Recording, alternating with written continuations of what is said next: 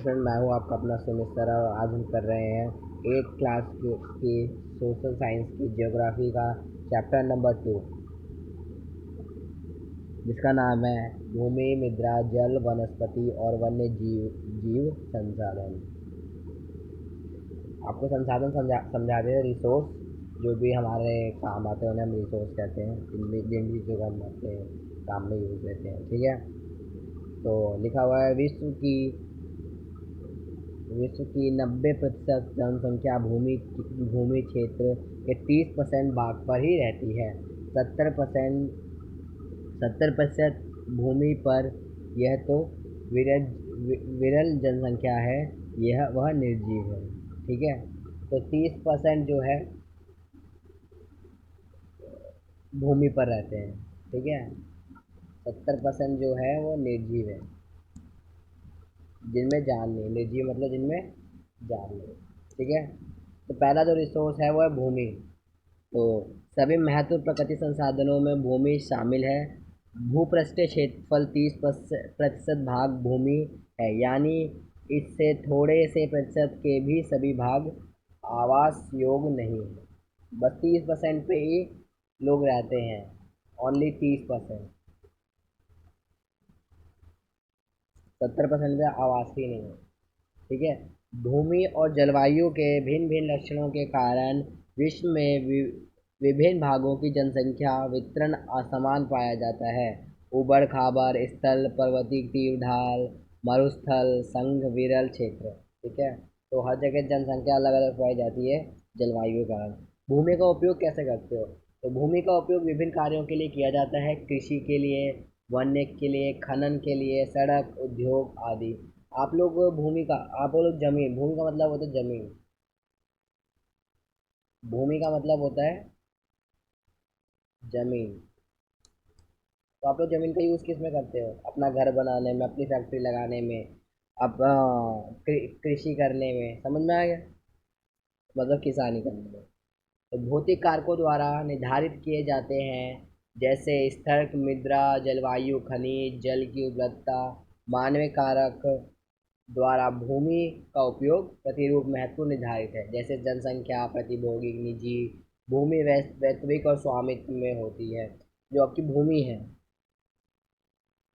ठीक है, आपकी जो भूमि है,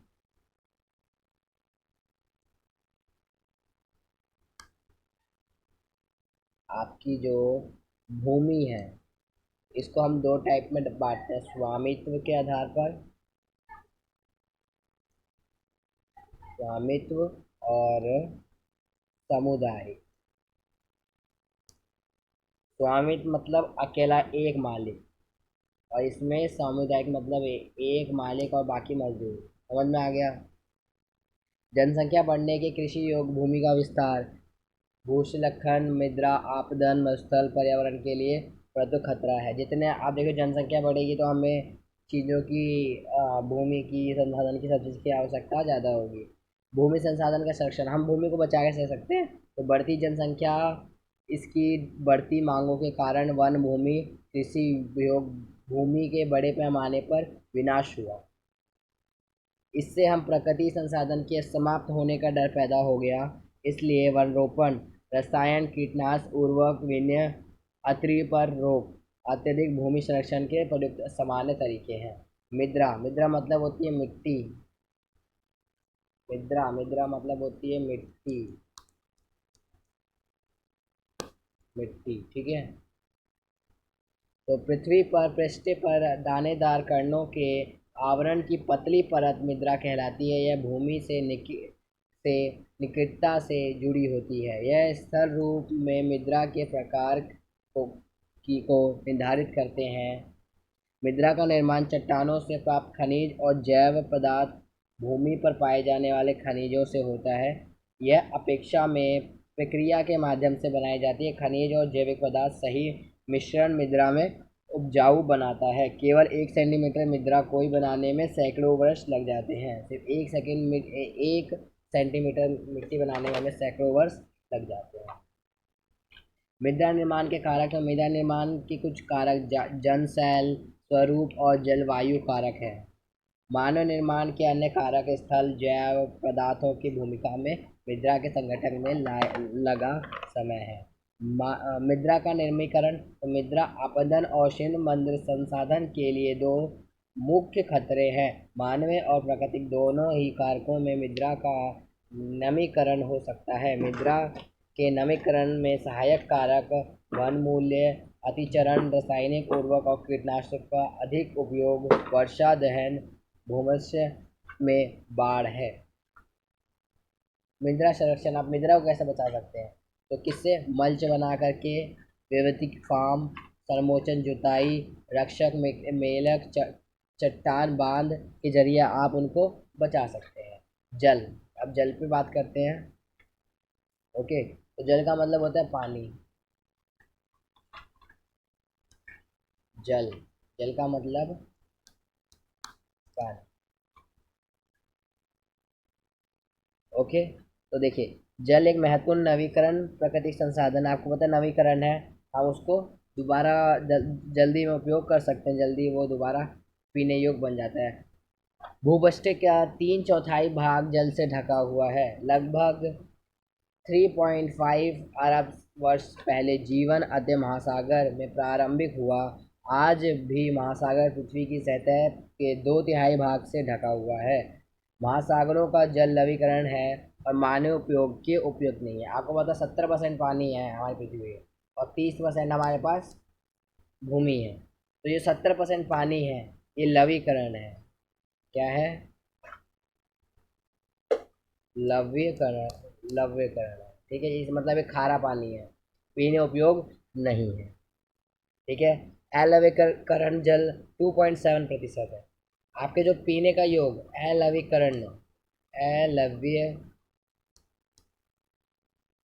कितना है? 2.7%। 2.7, ओके।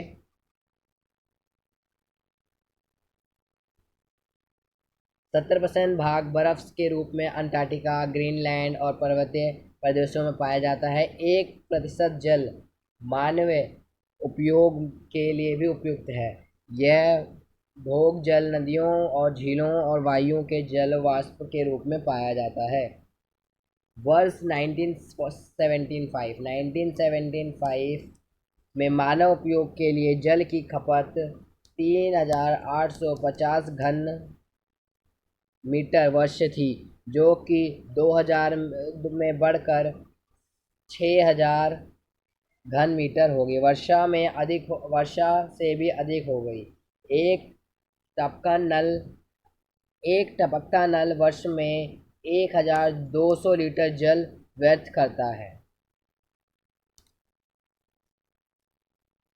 वर्ष जल संग्रह के औसतन 2 घंटे की वर्षा का एक दौर 8,000 लीटर जल बचाने के लिए काफ़ी है। औसतन में एक भारतीय नागरिक प्रतिदिन लगभग 135 लीटर जल का उपयोग करता है। जल की उपलब्धता की समस्याओं अफ्रीका, पश्चिम एशिया, पश्चिम संयुक्त राज्य अमेरिका, दक्षिण अमेरिका के भाग, ऑस्ट्रेलिया एलवने जल की आपूर्ति की कमी से का सामना कर रहा है।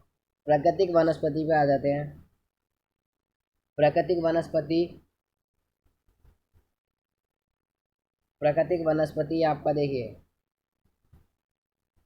वन और जीवन। प्राकृतिक वनस्पति वन्य और जीवन केवल स्थल मंडल, जल मंडल और वायुमंडल के बीच जुड़े एक संकरे क्षेत्रफल ही पाया जाता है। जैव मंडल।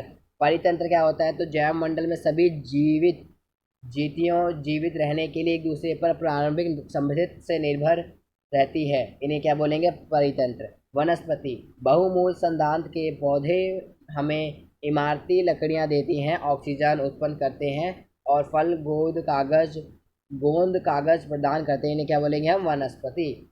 वन्य जीवन। तो वन्य जीवन क्या होता है? जंतु, पक्षी, कीट एवं जलीय जीव आते हैं। उन्हें हमें दूध, मांस, खाल और ऊन मिलते हैं। तो जो भी हमें जंतु हो गए, पक्षी हो गए, कीट हो गए, जिनसे हमें दूध, मांस, खाल, ऊन ये सब मिलता है, उन्हें हम वन्य जीवन बोलते हैं। प्राकृतिक वनस्पति का वितरण। तो वनस्पति की वृद्धि मुख्य रूप से तापमान और आर्द्रता पर निर्भर करती है। विश्व की वनस्पति के मुख्य प्रकारों को 4 वर्गों में रखा जाता है, जैसे वन, घास स्थल, गुल्म और तृण। ठीक है। सदंत्र वन तो भारी वर्षा वाले क्षेत्र विशाल वृक्ष उग सकते हैं, ठीक है। पर्यायपत्र वन आदंत्र कम होती है, वृक्षा का आकार और उनकी सांद्रता कम हो जाती है। घास स्थल तो सामान्य वर्षा वाले क्षेत्रों में छोटे आकार वाले वर्ष घास उगती है, जिसे हम वर्ष घास स्थल निर्माण होता है। गुलाम हो गया, ठीक है। कम वर्षा वाले शुष्क कटीले झाड़ियों को हम कहते हैं गुल्लम उगाते हैं। क्षेत्र ध्रुव प्रदेश टुंड वनस्पति में मांस एलोंग सम्मिलित है। राष्ट्रीय उद्यान वर्तमान में भविष्य की पीढ़ी के लिए एक या एक से अधिक परितंत्रों की परिस्थिति एकता की रक्षा के लिए नियमित किया गया है। प्राकृतिक क्षेत्र जैव मंडल निश्चित तो यह वेनेस नेटवर्क द्वारा जुड़े रक्षित क्षेत्रों के श्रृंखला जैसे संरक्षण और विकास के बीच संबंध प्रदर्शित करने वाली हृदय में बनाया जाता है। एक अंतर्राष्ट्रीय परिपाटी CITES की स्थापना की गई प्राणियों और पक्षियों की संरक्षण के लिए। तो ये एक अंतर्राष्ट्रीय परिपाटी है जिसको बनाया गया किसके लिए, प्राणियों और पक्षियों की संरक्षण के लिए, ताकि प्राणी और पक्षी बचे रहें, उनको मार ना सके, ठीक है। चलिए यहाँ पे आपका ये चैप्टर होता है ख़त्म। मिलते हैं नेक्स्ट वीडियो में नेक्स्ट कॉन्सेप्ट के साथ नेक्स्ट क्लास। तब तक के लिए बाय बाय। वीडियो पसंद आए तो लाइक करिए, चैनल सब्सक्राइब करिए आने वाली नई वीडियो के लिए। धन्यवाद।